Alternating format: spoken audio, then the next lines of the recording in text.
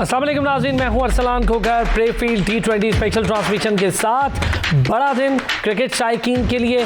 New Zealand पहली semifinalist team थी, और पहली नहीं चौथी सेमीफाइनलिस्ट टीम थी, लेकिन पहली फाइनलिस्ट टीम बनी है जो सबसे आखिर में सेमीफाइनल में पहुंची, वो सबसे पहले फाइनल में पहुंच गई।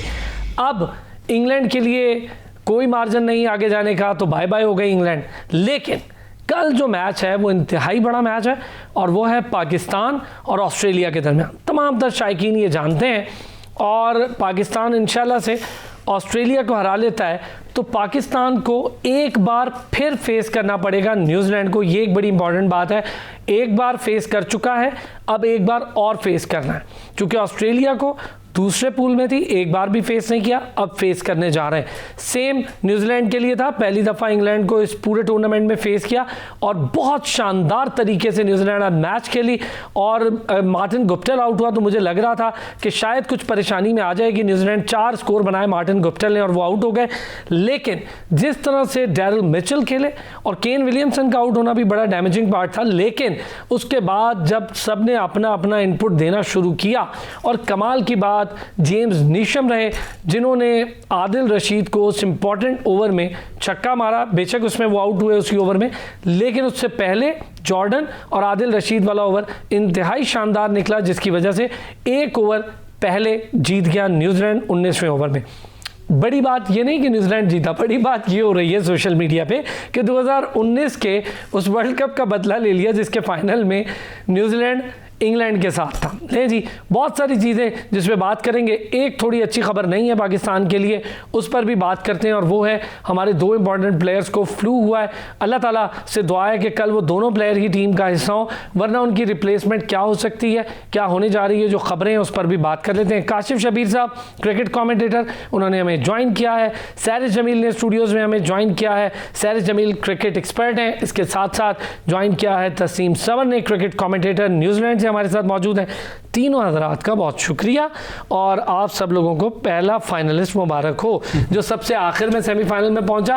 काशिफ भाई वो सबसे पहले फाइनल में पहुंच गया जी, और बहुत ज़बरदस्त मैच आज खेला गया इंग्लैंड और न्यूजीलैंड का। और फिर वही बात, टॉस बहुत क्रूशल था, और जब टॉस जीता न्यूजीलैंड ने तो आप समझें कि 30-40% उन्होंने अपने नंबर पहले ही सिक्योर कर लिए, और वही डिसीजन जो हम सारे एक्सपेक्ट कर रहे थे कि बाद में बैटिंग करेंगे।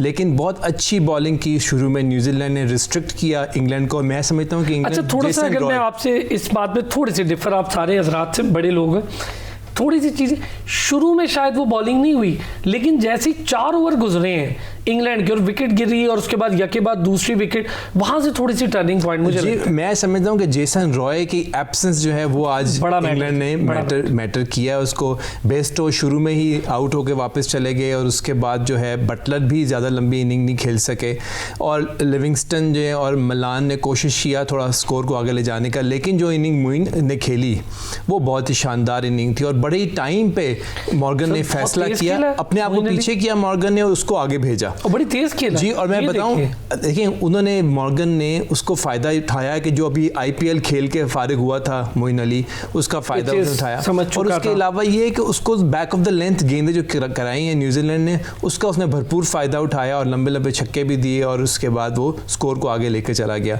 और मैं समझता हूँ कि मेरा शुरू में ख्याल ये था कि 150-55 का स्कोर होगा, लेकिन जब 165 स्कोर हुआ तो मुझे लग ऐसा रहा था शायद मैच कहीं से स्टेज पर जाके फंस जाए।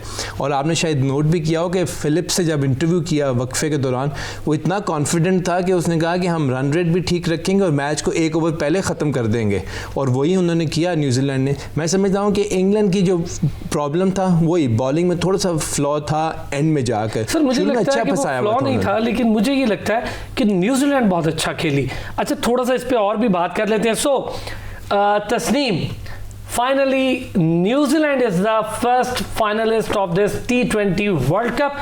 It's a big news for cricket spectators, for cricket lovers anyway, and for New Zealand as well. Yeah, it's very big news, I guess, for all the teams involved. I think it's really clear where some of England's faltering moments were. It's very strange, probably, that they didn't bowl Moeen Ali. I know that this World Cup has been a World Cup where we've discussed the importance of matchups so consistently, and that probably would have been the data-driven decision that Owen Morgan took. to hold back Moeen from bowling. But I think that in the end, it probably proved to be very detrimental, particularly with the loss of Timor Mills. We know that England are their enforcers short. We know that Mark Wood as a replacement is coming in with very little match practice. I would maybe have picked Reece Topley, who was the replacement that England had fly in a couple of days ago for Timor Mills, because he's that left-handed option. The one thing that England had really missing from their bowling lineup, and it would have been really valuable, I think, against the Kiwi batting lineup as well. But pros and cons that I think led to these match circumstances.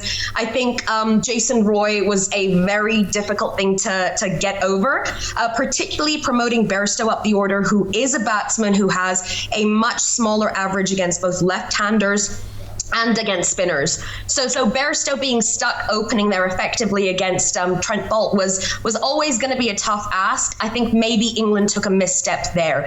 Nevertheless, I think what's really fascinating about this match is it provides us valuable information as to which kinds of T20 strategies are most likely to see success in different places. And one thing, we know what England's strategy. One thing, it wasn't a one-sided match.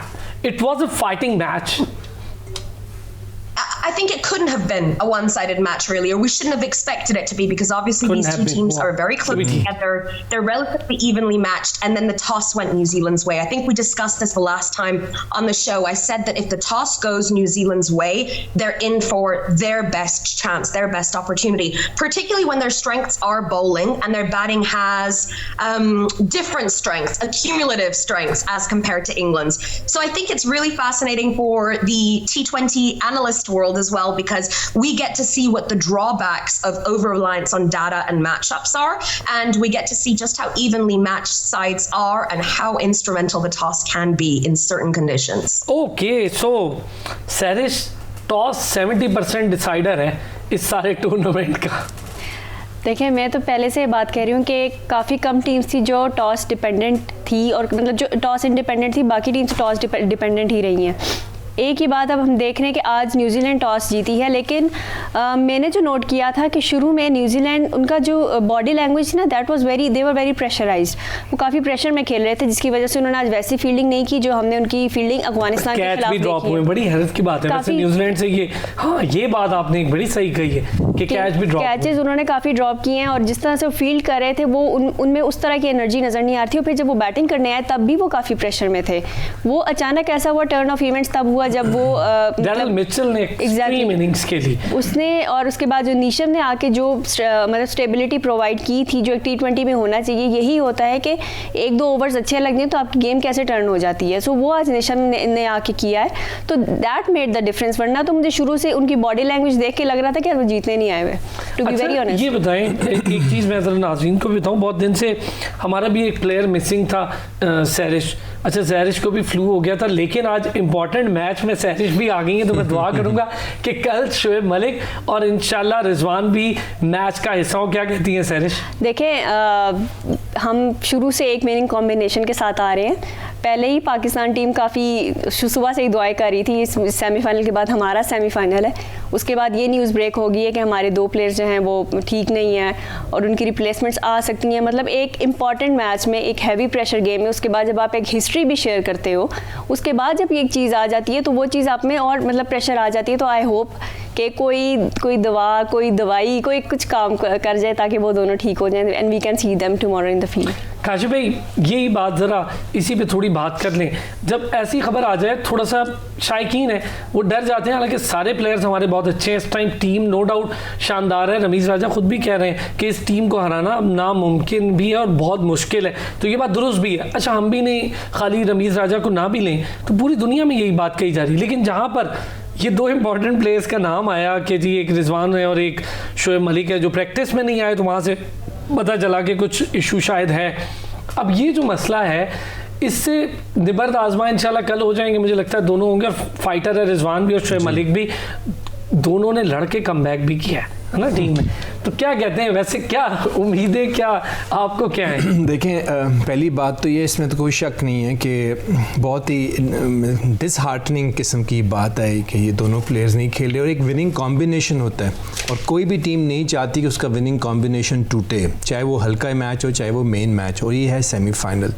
जहाँ तक रही बात players की, देखें दोनों fighters हैं, आपने बिल्कुल सही कहा, और इंशाल्लाह दोनों कमबैक करेंगे इस टीम के अंदर। लेकिन अगर खुदा न खास्ता नहीं आते तो मैं समझता हूँ कि यहाँ पर मैथ्यू हेडन का और कोचेस का, सकलैन मुश्ताक का एक बड़ा इंपॉर्टेंट रोल आएगा कि वो टीम को दोबारा से रीग्रुप करे और उनको दोबारा से जेल इन करे, और उनको बताए कि किसी के भी कोई भी जो है ना वो उसके होने ना होने से टीम में फ़र्क नहीं पड़ना चाहिए, आपने अपना बेस्ट परफॉर्म वहाँ पर करना है। और पाकिस्तान के पास ऐसे मुतबादिल हैं जो उनकी रिप्लेसमेंट इंशाल्लाह दे सकते हैं, और इंशाल्लाह ऐसे देंगे। असल मेन फैक्टर ये होता है कि टीम को डीमोरलाइज होने से बचाया जाए। आज जो जेसन रॉय के सामने हमने देखा वो भी बिल्कुल ऐसी ही था। इन मॉर्गन ने भी शुरू में इंटरव्यू में जेसन रॉय की बात की, हर बंदा जेसन रॉय कर रहा था। तो यहाँ पर टीम को डीमोरलाइज होने से बचाने की ज़रूरत है। लेकिन मुझे इंशाल्लाह अल्लाह के घर से उम्मीद है कि वो दोनों फाइटर हैं, दोनों वापस आएंगे। अगर दोनों ना आ सके तो रिजवान तो आप लिखवा लीजिए यहाँ पर, रिजवान तो डेफिनेटली वापस आएगा क्योंकि वो बहुत ही ज़बरदस्त फाइटर है और पाकिस्तान को इस वक्त ज़रूरत है आने की। और इसमें एक पॉजिटिव चीज़ भी है कि जब ऐसी कोई चीज़ होती है तो दूसरा ओपोनेंट जो है ना वो एकदम फेवरेट बन के सामने आ जाता है। जब वो फेवरेट बन के सामने आता है उस पर वो एक्स्ट्रा प्रेशर भी आ जाता है। तो इंशाल्लाह वो एक्स्ट्रा प्रेशर ऑस्ट्रेलिया पे जाएगा। लेकिन मेन फैक्टर कल होगा टॉस, टॉस कौन टीम जीती। अनफॉर्चुनेटली ये प्रॉब्लम है क्योंकि ड्यूड बड़ा रोल प्ले कर रहा है। देखिए आज ये बॉल स्पिन नहीं हुई, मेरा ख्याल है कि जो उसको गेंद नहीं दे रहे थे उसको मुइन को गेंद जो नहीं दी, चूंकि वो फिंगर स्पिनर है, शायद उससे वो बॉल उसको ग्रिप नहीं हो रही होगी जिस वजह से बॉल स्पिन नहीं हो रही होगी। और देखें उन्होंने लिविंगस्टन को ओवर दिए जो कि लंबे हाथ से कराता है और लेग स्पिन करता है। मैं एक चीज़ और इस पे आप दो सारे हजरात से, Tasneem, do you agree the English captain given 18th over I think to Rashid, it wasn't a good decision, I think so. No, I don't agree. Look, England were just a bowler short. Jo Kashif bhai kar rahe hain, I can respect what he's saying, but the reality is that we didn't even see a single delivery from Moeen Ali to know whether or not he was able to grip the ball. That is a problem that England have had over maybe the last 6 or 7 years. A slight misunderstanding as to how best to use Moeen Ali as a bowler. I think that when you have an impact player, and that's exactly what Moeen is, he is an impact player in T20 cricket. When you have an impact player, we talked about confidence. Confidence is key. It's why players like Jimmy Neesham are so vital at the death. Their cricket is technically sound, but their confidence is what takes them over the line. We saw Moeen Ali with the batting. He actually didn't start with a high run rate, with a high strike rate. He started off very slow, run a ball, and then escalated. And that is his confidence in being able to do so. So I think it was actually massively detrimental to England. But the real issue was that they were a bowler short to begin with. That loss of Timil Mills, Kashif Bhai's right. You cannot, in good conscience, as a team, say, "Oh, we've lost our big player, and that's our excuse." But we can look at things as to reasons that your resources start to dry up. So I think that it was a mistake from Owen Morgan, but I don't think the mistake itself was bowling Adil Rashid in the 18th over. Chris Jordan, who is a death over specialist, was not getting the job done. He wasn't hitting. He wasn't getting the right line. He wasn't getting his right length. He was feeding Neesham balls that were in his slot. So I think that when you are turning to a bowling lineup that's all struggling to fit in at the death, then that is something that's bigger than one individual. Liam Livingstone bowled exceptionally well, but what's unique about Liam is that he is a leg spinner who bowls a little bit of off spin. मैं जरा एक चीज़, मुझे एक break लेनी है, मैं break से वापस आऊँगा तो आप अपनी बात भी कंटिन्यू कीजिएगा। लेकिन स्टिल मैं समझता हूँ कि इस तरह T20 के जो मैचेस हैं ख़ासतौर पे UAE के, वहाँ पर 18th ओवर देना स्पिनर को थोड़ा सा डेंजरस होता है। उसका उन्होंने खमियाजा भुगता। बेशक नीशम की विकेट ले ली उन्होंने, लेकिन उससे पहले डैमेज पहुंच चुका था। वापस आते हैं ब्रेक से तो इस पे बात करेंगे।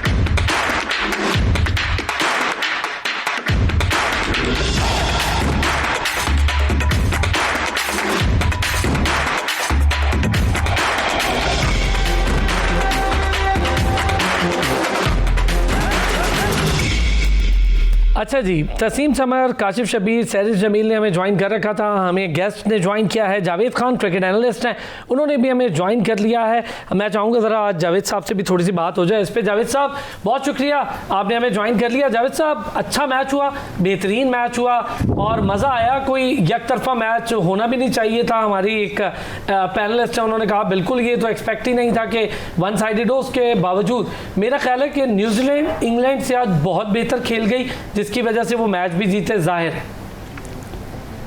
जी, आप देखें दोनों टीमें बिल्कुल बराबर की थी, दोनों एक एक मैच हार के आई थी, 4-4 मैच जीत कर आई थी, तो बहुत ही कंपैरेटिव मैच हुआ है। और इंग्लैंड ने जैसा कि शुरू में ज़रा उनको दिक्कत हुई, अगर वो आराम से पावर प्ले को जिस तरह से आजकल चल रहा है गेम, उस तरह से अगर लेके चलते तो ये 200 को पार कर सकते थे, लेकिन क्योंकि फिर भी बड़ा अच्छा मैनेज किया इंग्लैंड ने और 163 166 एक टाइम पे ऐसा लग रहा था कि जब वो मार्टिन गप्टिल आउट हुए तीसरी बॉल पे, तो ऐसा लगने लगा कि न्यूजीलैंड अंडर प्रेशर आएगा।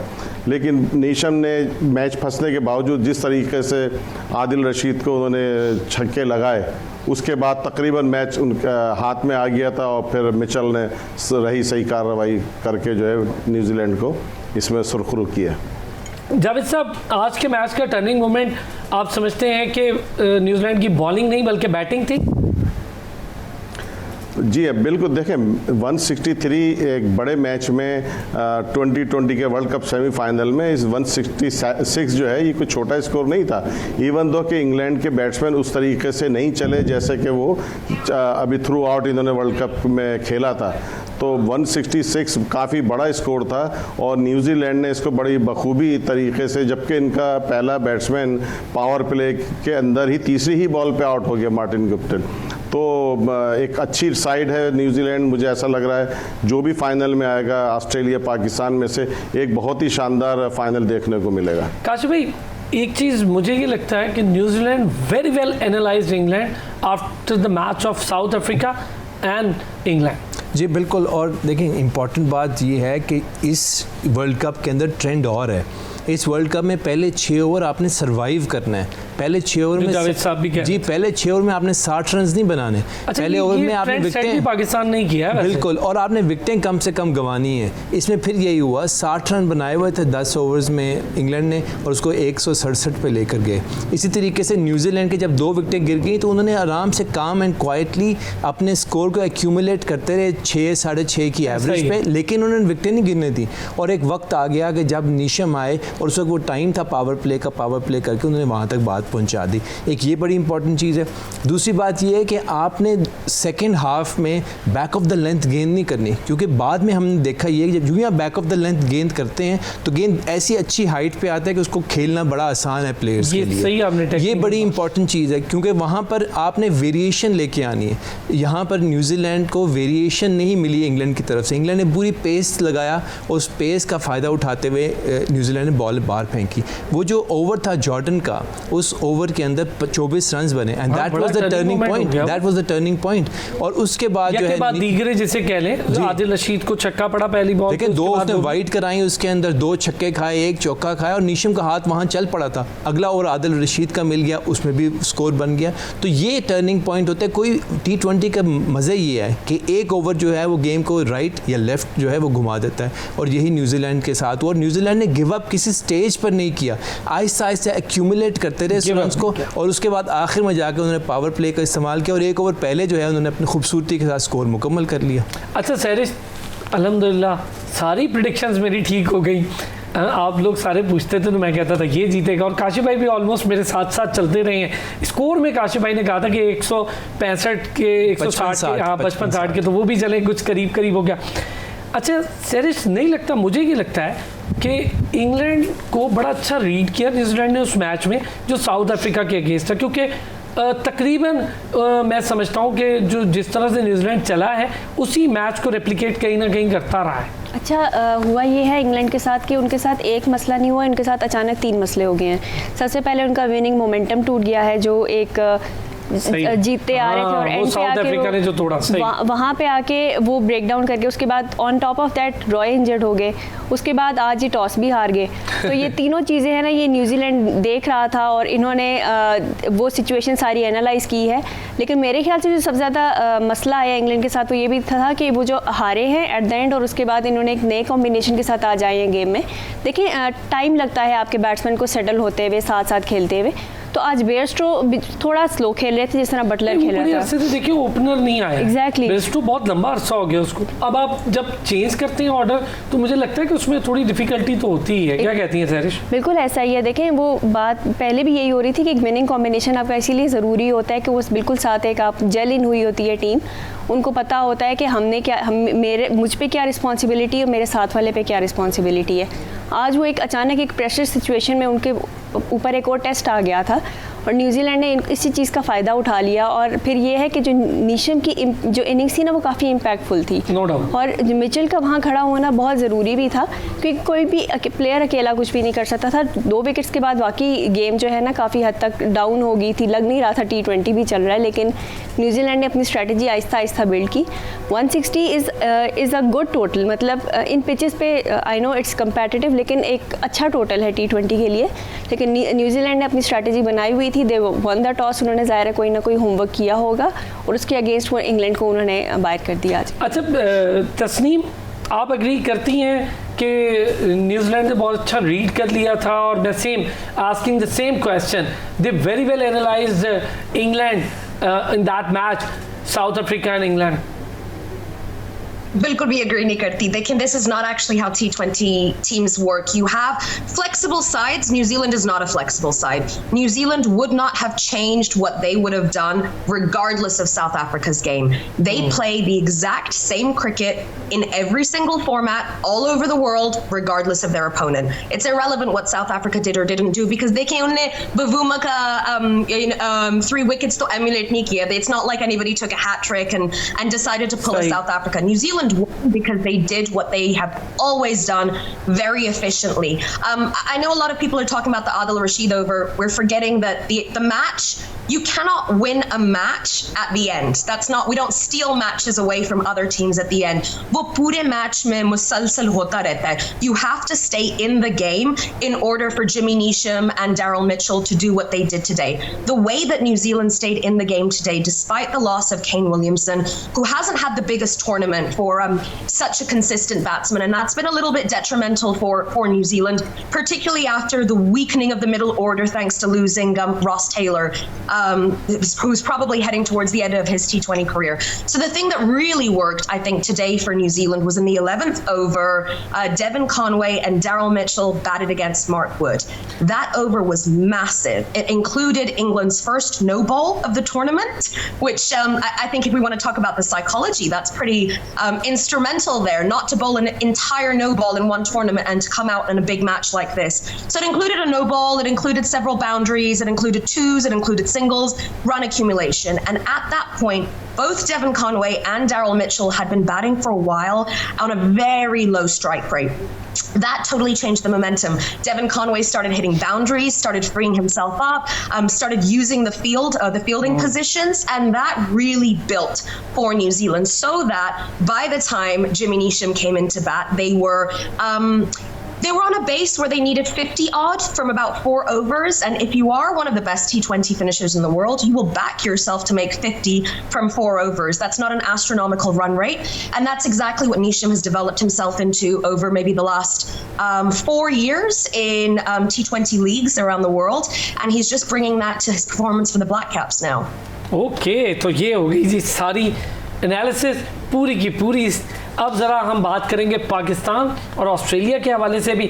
जावेद साहब, पाकिस्तान और ऑस्ट्रेलिया का मैच एक और बड़ा मैच है। अब हमें ये मैच जीतना है और उसके बाद दोबारा न्यूजीलैंड के साथ टकराना है। अच्छा, मसला कोई नहीं है, लेकिन जो खबरें कभी कभी आ जाती हैं, जैसे थोड़ी देर पहले आज बल्कि पूरा दिन ही ये चलती रही है कि शोएब मलिक और रिजवान वाला फ्लू का मैटर, लेकिन मुझे लगता है जो अब तक मेरी इत्तलात है कि दोनों के मामला थोड़े बेहतर हैं और शायद इंशाल्लाह कल का मैच रिजवान और शोएब मलिक खेलें। वैसे अगर खुदा न खास्ता कोई ऊंच नीच होती भी है तो जो प्लेयर उसकी रिप्लेसमेंट पर है, आप समझते हैं ओके हैं, हमारे पास सारे प्लेयर्स इस वक्त ओके हैं? जी, अगर लेट्स से कि थोड़ा बहुत आगे पीछे कुछ है उनके साथ मसला, तो मैं समझता हूँ फिर भी वो खेलेंगे। इतना बड़ा ओकेजन है, वो इसको इस तरह से जाने नहीं देंगे। लेकिन ज़रा मैं थोड़ा सा, जैसे अभी हम इंग्लैंड और न्यूजीलैंड के मैच की बात कर रहे थे, मैं 92 के वर्ल्ड कप का एक थोड़ा सा आपको वो सीन बताऊँ। न्यूजीलैंड अनबीटन चल रही थी अप अंटिल जब पाकिस्तान से उनका लीग का लास्ट मैच हुआ।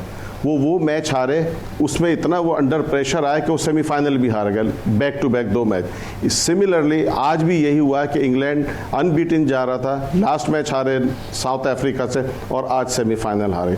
तो मतलब ये है कि वो टीमें जो शुरू से जीतती भी जाती हैं तो उनको प्रेशर लेना और वो जिस तरह से प्रेशर से बाहर निकला जाता है वो उससे गुजरी भी नहीं होती है उस पर्टिकुलर टूर्नामेंट में। तो इंग्लैंड के साथ भी ये हुआ कि ये मुसलसल जीत रहे थे, इनको पता ही नहीं था कि अगर एक दफ़ा अंडर प्रेशर आए तो कैसे बाहर निकला जाएगा, जैसे न्यूजीलैंड के साथ हुआ था। अब आ जाते हैं ऑस्ट्रेलिया पाकिस्तान की तरफ। देखिए, ऑस्ट्रेलिया एक बहुत ही बड़ी नेशन है और हमें काफ़ी साइकोलॉजिकल उनसे वो है, काफ़ी हम उनसे हारे हुए हैं।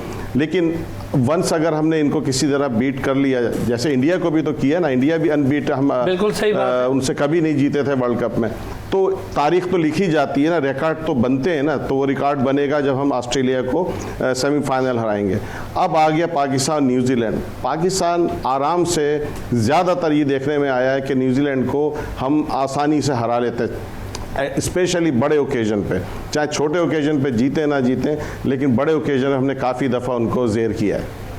अच्छा, एक चीज़ अगर मैं थोड़ी सी स्टैट्स की बात कर दूँ, 87 का वर्ल्ड कप का सेमीफाइनल, 99 वर्ल्ड कप का फाइनल और फिर 2010 का T20 वर्ल्ड कप का फाइनल, 2015 वर्ल्ड कप का क्वार्टर फाइनल, इन मैचेस में ऑस्ट्रेलिया जीता। कुल मिला के आईसीसी इवेंट्स में हम 10 बार आमने सामने, मतलब 10 बार ऑस्ट्रेलिया जीता, 17 बार हम आमने सामने और 7 दफ़ा पाकिस्तान जीता। तो ये स्टैट्स हैं, लेकिन क्या काशिफ भाई स्टैट्स बोलते हैं? जी, स्टैट्स जो हैं वो मेरा मानना ये है कि वो हिस्ट्री होता है और हर दिन जो है वो एक नया दिन होता है। वो कहते हैं ना कि records are made to be broken. तो ये जो रिकॉर्ड है ये तो इंशाल्लाह हम कल एक नया रिकॉर्ड बनाएंगे। पाकिस्तान का जो मोमेंटम इस वक्त चल रहा है, पाकिस्तान को कंप्लेसेंट नहीं हो सकता। पाकिस्तान को वही जोश जज्बा अपना जो है वो भरपूर रखने की ज़रूरत है और उसी मोमेंटम के साथ आना है। मैंने पहले भी आपको बात कही थी कि toss is going to be very crucial, very unfortunate, लेकिन यहाँ पर टॉस मैटर कर रहा है क्योंकि बाद में ड्यू फैक्टर की वजह से बॉल ग्रिप नहीं होता।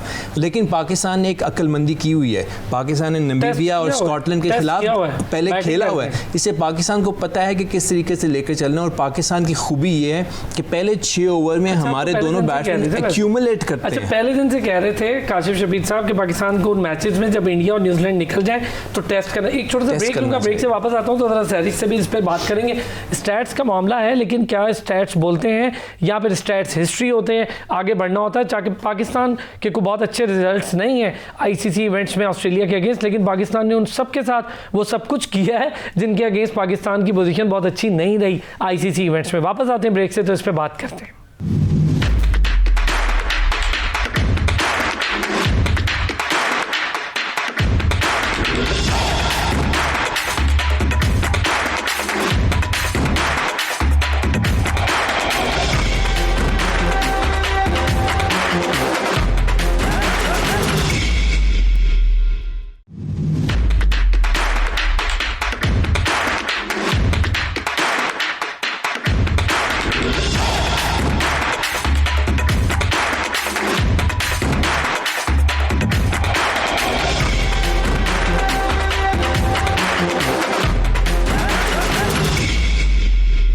वेलकम बैक जी। जहां पर तमाम तरह टीम्स ने जोर लगा रखा है कि सेमीफाइनल की दौर तक पहुंचे, जो पहुंची अब वो जोर लगाकर फाइनल पहुंच रही हैं। न्यूजीलैंड पहला फाइनलिस्ट हो गया। अब पाकिस्तान ने ऑस्ट्रेलिया के साथ मैच खेलना और देखेंगे कि कौन फाइनल की दौड़ का दूसरा कंटेस्टेंट होगा।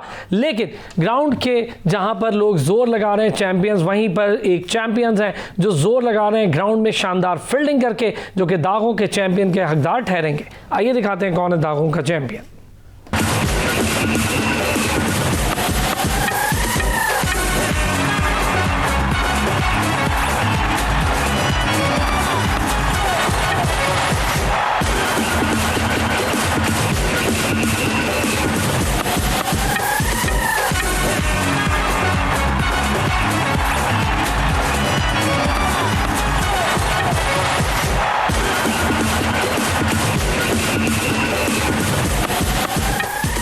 अच्छा जी, बात हो रही थी ऑस्ट्रेलिया और पाकिस्तान के लिए, चूंकि अब न्यूजीलैंड तो पहुंच चुका है फाइनल में, अब रह गए हम और ऑस्ट्रेलिया।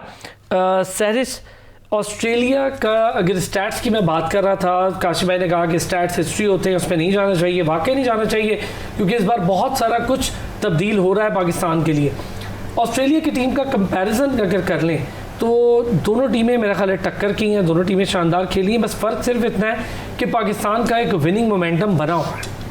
देखिए, ऑस्ट्रेलिया और पाकिस्तान दोनों की काफ़ी बैलेंस साइड है। इस टाइम जो थोड़ा कंपैरिजन एंड कंट्रास्ट वो ये आ रहा है कि ऑस्ट्रेलिया का हम पे साइकोलॉजिकली प्रेशर काफ़ी होता है, लेकिन वी आर मतलब every day is a new day, we are a new team now. ये हम पे डिपेंड करता है कि हम वो हिस्ट्री लेके ग्राउंड में उतरते हैं या वो हिस्ट्री छोड़ के ग्राउंड में उतरते हैं। यही बात हमारी टीम ने इंडिया के खिलाफ की थी, अगर हम हिस्ट्री लेके उतरते हैं हम वो मैच ना जीत सकते।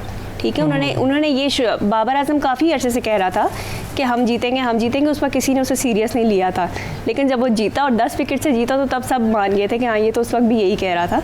तो इंशाल्लाह देखें, ये आप पे होता है कि आप स्टैट्स को लेके चलते हैं या ये कहते हैं कि यार ये ऐसा हो गया वैसा हो गया। वी कैन देखें, there is always a new day and every मतलब फर्स्ट टाइम हमेशा होता है। अभी फर्स्ट टाइम में हमने इंडिया को डिफीट किया, we can do it again, हम ऑस्ट्रेलिया को हरा सकते हैं, ऐसी बात नहीं है। टॉस काफ़ी क्रूशल होगा, लेकिन हमें टॉस को उतना अपने सराउंड नहीं करना चाहिए, हमें अपनी स्ट्रैटेजी बनानी चाहिए। A plan and B plan even C plan के कुछ भी हो सकता है, हमें किस तरह से इस टीम को टैकल करना है। पाकिस्तान की सबसे अच्छी बात यह है कि हमेशा जोश और जज्बे के साथ खेलती है और यही चीज़ पाकिस्तान को बाकी सारी टीम से सेग्रीगेट करती है। अच्छा, कुछ अच्छी खबरें भी हैं जी कि थोड़ी तबीयत में बेहतरी भी है दोनों प्लेयर्स की। अब इंशाल्लाह दोनों प्लेयर्स कल खेलते भी दिखाई दें, ये खबरें अभी तक हैं और मेरे भी यही दुआ है कि दोनों प्लेयर्स खेलते दिखाई दें। अच्छा Tasneem, do you agree we should forget the stats, we should forget the history, it's a new day, it's a new game? देखिए, एक बात याद रखने के लिए बहुत ज़रूरी है। If an analyst speaks without statistics, they are not backing up anything they say with any evidence. वो बस अपना opinion दे रहे हैं, and an opinion is not the same thing as analysis. Stats are exceptionally important, particularly when we're talking about mathematical concepts. लेकिन statistical relevance भी एक कोई चीज़ होती है। मैं I'll explain my point a little bit. What is the statistical relevance of what happened in the 1987 World Cup? I think the only people who will be playing tomorrow that were even born at that time were David Warner, Mohammad Hafiz and Shoaib Malik. बाकी उनमें से कोई पैदा भी नहीं हुआ था. So how does it affect them? If we were talking about Wahab Riaz playing, if we were talking about Shane Watson batting, we could pull up stats from the previous World Cup. We could make some kind of comparative analysis, but it would still be less accurate than more recent analysis. Recency बहुत ज़रूरी चीज़ है लोगों की form बताने के लिए. To pull up statistics from World Cups when none of these guys were even born has absolutely no relevance. So we need to use statistics to make strong arguments, but those statistics have to be relevant. One of the statistics that's really relevant is looking at Australia's strengths and weaknesses. So obviously Aaron Finch, David Warner in form as an opening batting duo is so powerful that I think any team would be afraid to see those two men in form. So what should Pakistan be doing in response? What kind of statistics should they be looking at? Well, they should be looking at where their weaknesses are, where those batsmen and what kind of bowlers they are susceptible to, where they don't like the delivery to be bowled. Do they prefer a short pitch delivery? Are they susceptible to the googly? So these are the statistical questions that we need to ask ourselves, and not what has happened in historical World Cup runs, which can have some psychological effect. I absolutely concede that. लेकिन जैसे काशिफ भाई कह रहे थे वो history है और उस हिस्ट्री के लिए रेलेवेंट होना, फिर हम बात कर सकते हैं स्टैटिस्टिक्स के बारे में, but I think for now we can leave that past in the past. I'll also say one other thing. England's media instantly realized that there was blood in the water when Jason Roy was no longer available, and all of the aspects of English cricketing media jumped on this idea and talked about it a lot. The Indian media was maybe the most ferocious or brutal or vicious media I've seen in recent cricketing years about a team's performance. So when we look at how our media constructs a narrative and talks about a rhetoric of past World Cups and what our record against a certain team is like, I wonder what effect the media that has. Because of the media, Virat Kohli dropped by the captaincy, even dropped by New Zealand series, और ये बड़ा मसला है. विराट कोहली को उन्होंने T20 से ही बाहर निकाल दिया है. मतलब ये मीडिया ही है, मीडिया वहाँ पर इतना, बिल्कुल ठीक कह रही हैं आप कि मीडिया वहाँ पर बहुत ज़्यादा रोल प्ले कर रहा है इस चीज़ में. लेकिन इस वक्त हम अगर देखें हम जिस तरह कंपोज तरीके से अपनी टीम को कह रहे हैं कि भाई ठीक है आप मैच जीत रहे हैं, लेकिन काम रहें, इजी रहें, आपने अभी आगे बहुत लंबा आगे जाना। और सेम हमारा कैप्टन इसको सेम बात को वो आगे बढ़ा रहा है। जावेद भाई ये बताइएगा, हम स्टैट्स को चले छोड़ भी दें, लेकिन हमारे ज़रा मैन टू मैन कंपैरिजन कर लेते हैं। मुझे लगता है कि हमारा जो ओपनिंग स्टैंड है, दोनों ओपनिंग प्लेयर हैं वो बहुत अच्छा इस टाइम परफॉर्म कर रहे हैं, और उनकी स्ट्रेटजी मेरा ख्याल है सारी टीम्स में सबसे बेहतर रही है कि आप 6 ओवर खेलें, बहुत ज़्यादा रन ना भी करें तो आप 6 की एवरेज से ही स्कोर कर लें, उसके बाद आप आराम से स्कोर कर सकते हैं। देखिए हमारे ओपनर के साथ एक अच्छा ये जा रही है, ईदर वन जो है स्कोर करता, अगर एक स्कोर नहीं करता रिजवान तो बाबर करता है, बाबर नहीं तो रिजवान। तो एक तो ये बहुत अच्छा एक कॉम्बिनेशन। दूसरा ये है कि इन्होंने इस चीज़ को रियलाइज़ किया है कि पावर प्ले में विकेट नहीं देनी है, रिगार्डलेस के रन्स 30 है या 45 हैं, लेकिन विकेट इंटैक्ट हैं। अगर विकेट इंटैक्ट रहती हैं तो हम आगे जाके एक्सेलरेट कर सकते हैं। आपने इवन स्कॉटलैंड का मैच देखा पाकिस्तान का, कि लग नहीं रहा था कि हम इतना 189 तक पहुंचेंगे, लेकिन जिस तरह से विकेट पे लोग खड़े रहे ओपनर, और फिर जाके बहुत आखिर में शुएब मलिक ने जो ऑनस्लॉट किया है, तो वो हमारे सामने एक डिस्प्ले है इस बात का कि विकेट इंटैक्ट रहेंगी तो हम स्कोर कर सकते हैं।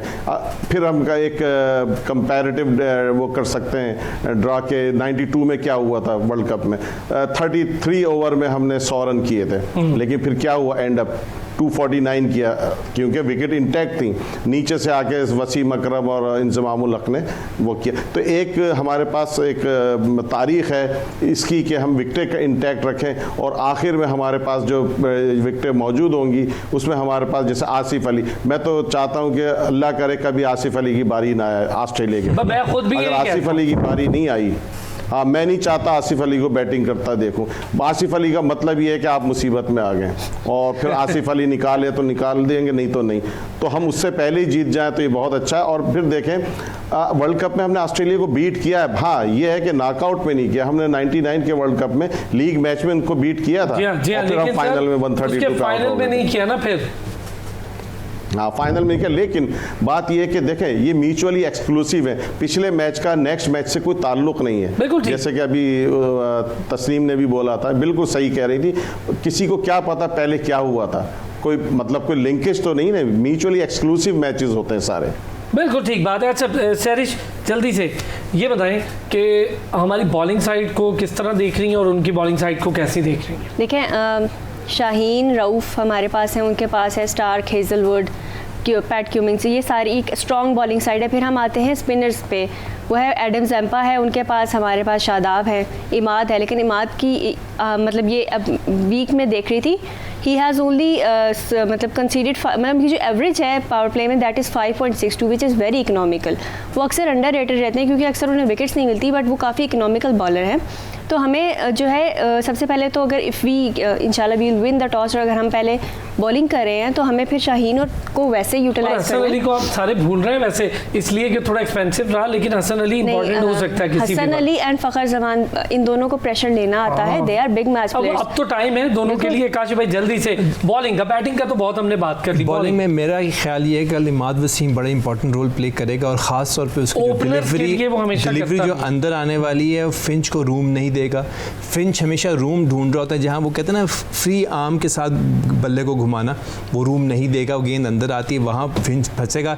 लेकिन वार्नर के अगेंस्ट जो है शाहीन शाह अफरीदी जो लेफ्ट हैंड और साथ बाहर निकलने वाली गेंद पे बहुत इंशाल्लाह कल भी होंगे हम लोग, और फिर कल जरा देख लेंगे क्या कुछ हुआ क्या नहीं हुआ। तस्नीम समर बहुत शुक्रिया, काशिफ शबीर साहब बहुत शुक्रिया, सैरिस जमील का भी शुक्रिया, और जावेद खान साहब ने हमें कराची से ज्वाइन किया था उनका भी बहुत बहुत शुक्रिया। कल रात 11 बजे फिर होगी आपसे मुलाकात इस दुआ के साथ कि इंशाल्लाह हम मैच जीते हुए होंगे।